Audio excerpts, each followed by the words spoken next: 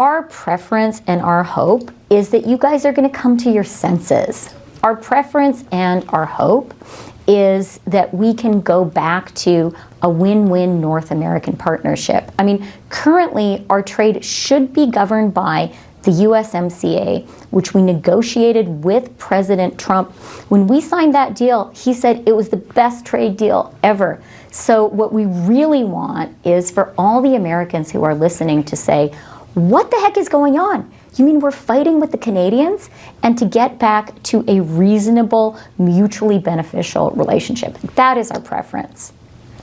And when you have thought about this thing, you've talked about, 100% tariffs on some things. You talked about a boycott of American goods, which would be not a formal legal thing, but you're just urging Canadians to stop buying American goods when they go to grocery stores. Are you also thinking in your proposals of doing something on oil? We import a lot of oil from Canada. Fareed, I'm glad you mentioned the boycott because that is already happening across the country. Americans have to understand how hurt and frankly how furious Canadians are. Our sovereignty is being challenged, and so yeah, regular Canadians across the country are coming up with ways to stand for Canada, to fight for Canada, to defend Canada, but mostly to say to our American neighbors, guys, just cut it out. Just stop it. This is a terrible idea. And yes, we are going to use all the tools in our toolbox. You mentioned a little bit earlier how the United States depends on China for critical minerals and metals that you need for semiconductors, that you need to build electric vehicles. Well, guess who also produces those? Canada. You depend on us for a lot, and we are happy to work together, but it's got to be a two-way street. So you did negotiate with Trump, and so you do have a sense of him. And I'm wondering, what do you think is going on? Because the fentanyl reasoning, is plainly not important. Canada, I think, sends 0.002% of the fentanyl that Mexico sends, that passes through Mexico. It's all really coming because of American demand for it. But he then had talked about making Canada the 51st state, which is obviously, again, not going to happen. What is he doing? In your view, what is he trying to do? Look, that is, of course, a question first and foremost for the president. You're totally right, Fareed, that the pretexts for beating up on Canada are totally ludicrous. I think we all do know one thing about President Trump. The one thing he respects is strength, and if he sees weakness, if he smells weakness, he pushes harder and harder and harder. And so what you are going to see, what America is going to see, what the world is going to see from Canada is total strength, total unity, and a very smart surgical strategic approach. Says, as a Minnesotan, Jagmeet, would you consider absorbing Minnesota? Most Americans think we're part of Canada anyways. I've heard some folks saying that, listen, there's a couple of states that might want to actually create something special with Canada. We have folks that believe in universal health care, folks that believe that we can do better when we look after one another. That sounds that's very encouraging that people do believe in building a better world. So there are a lot of Americans who want Canadian healthcare, and actually, there's a lot of Americans who think if you became the 51st state, would that help them get healthcare in the U.S. and the other 50 states? Phil Grauer says, "How would so here's an interesting question that Phil has, Jagmeet. Even if you say we don't want to be the 51st state, it's a ridiculous idea. You're trolling us. Trump is saying I'm going to use economic leverage to pressure Canada into joining the U.S." Tariffs. He's obsessed with tariffs, right? Phil Grauer says, how would a 25% tariff, which is what he has suggested, affect the Canadian economy? What would it mean for cross-border trade, for Canadian businesses? I've seen one study, Jagmeet, that says you could lose 1 million jobs in Canada from a 25%. Oh, yeah. It would be massive, massively destructive. And I want to point out, not just for Canada, but for America as well. Our economies are so interconnected. Manufacturing, for example, there are products that start in Canada, cross the border, get further refined in the U.S., come back to Canada, and go back to the U.S. for final sale. So there are so many people that will be impacted, not just in Canada. It's going to have repercussions and impacts in the States as well. So this is a divisive tactic. And we know that Trump is a bully. In this case, he's an economic bully. And bullies only understand one thing, which is force. And so what we will do is respond in kind.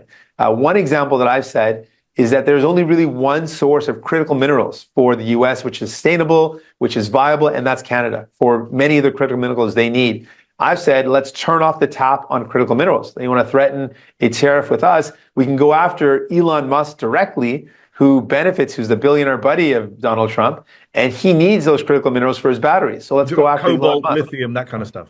Exactly. So you preempted my next question, which is, if Prime Minister Jagmeet Singh is in office come October or whatever it is this year, your strategy for protecting Canadians from Donald Trump's threats and a tariff war, a trade war, is not to be his best friend like Pierre Poilievre, but to actually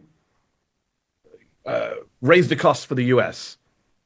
We got to fight back, and in doing that, we got to keep in mind, we love our neighbors. We want to work together, but Donald Trump doesn't understand cooperation, negotiation. He understands first. The last time we were in a similar situation was when he and his administration imposed tariffs on steel and aluminum. The only way we won that fight was responding with tariffs in kind. And then we were able to get them to back away. So similarly, we've got to respond with strength. Cozying up to Trump does not work. Trying to wine and dine him does not work. Fighting back is the only way. We've got to show strength. And we'll work with our allies. There's governors, there's Congress folks that we can work with. There we can apply pressure and use the diplomacy. But with Trump, we have to use force. Okay. Well, interesting. Phil Grauer, who asked a question, has a follow-up, which I think is good. Could the MAGA movement revive the Canadian right-wing trucker movement that occupied Ottawa last winter? Well, I'm troubled by the fact that there are even 20% of Canadians that are cozying up to the idea that Trump's putting out. So there is a certain climate that Trump and his kind of right-wing MAGA folks inspire in Canada as well. But still, the hope that I have is 80% beer and wine. And I'm glad, Ali, you raised the issue of the federal subsidies to soybean farmers, because what happened was when Trump in his first term imposed those tariffs on some Chinese products, the reality was China's retaliatory tariffs prevented a lot of U.S. exports from being, and we paid, the federal government, the federal taxpayer, the American people ended up paying tens of billions of dollars in subsidies to big farmers. So at the end of the day, it's the American taxpayer and American people who are going to pay, and pay dearly, for this stupid move. Talk to me about, we're 13 days into the new Trump administration, and this isn't the first time Trump has used tariffs as a threat or used them before. He's followed through on it this time in a way that is unprecedented. But we did see how it unfolded with Colombia about a week ago, in which the threat of tariffs are leverage for something else. Sometimes they're leverage for a better trade deal. Sometimes they're leverage for whatever Trump actually wants to achieve. For a moment, and don't waste too much time on this because it's probably not worth the brain cells, but for a moment, is there a strategy here that we may be missing? Is there something that Donald Trump's trying to achieve that doesn't have anything to do with actual tariffs? I don't see that. I mean, take Canada, for example. It's just not clear what the president's end game is with Canada. There's not an immigration issue. There's not a big fentanyl issue with respect to Canada. So the president is just using these so-called emergency powers to levy tariffs, but the price will be paid by the American people. And without a strategy behind it, this is just folly. There is some complexity in talking. These are our three biggest trading partners, Canada, Mexico, and China. But there's complexity in lumping them all together. Because as you said, we have the fewest issues with Canada. There are a few more with Mexico, largely because of the southern border. And there are many with China. And even China's complicated because it's adversary in some cases and ally in some cases. Lumping these things all together does them all a disservice, does our relationships and our trade relationships with all three countries a disservice. Look, it does. And certainly treating Mexico and Canada like adversaries sends a terrible message. I mean, the highest increases in tariffs were on them. China, as you know, we already have tariffs on them. But look, I'm in favor of strategic targeted tariffs, right? To protect key sectors, semiconductors, Right. steel. I mean, these are important sectors, but across the board tariffs are simply a tax hike on the American people. And they're going to be feeling it pretty soon because, Trump promised exactly the opposite.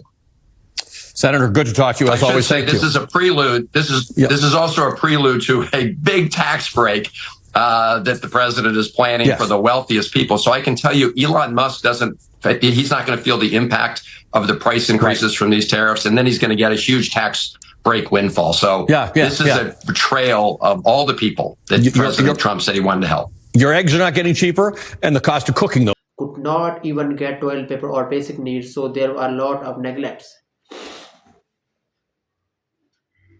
While prosecutors argued that some of the protesters acted violently, Jean Marshall, a former nurse and sister of Paul Harlow, denies some claims. Marshall was also sentenced to 24 months. She described her time in prison as difficult but said relied on her faith for sport. We had a Bible study going and a couple of women joined. Marshall told Ignani they were so enthusiastic and thankful.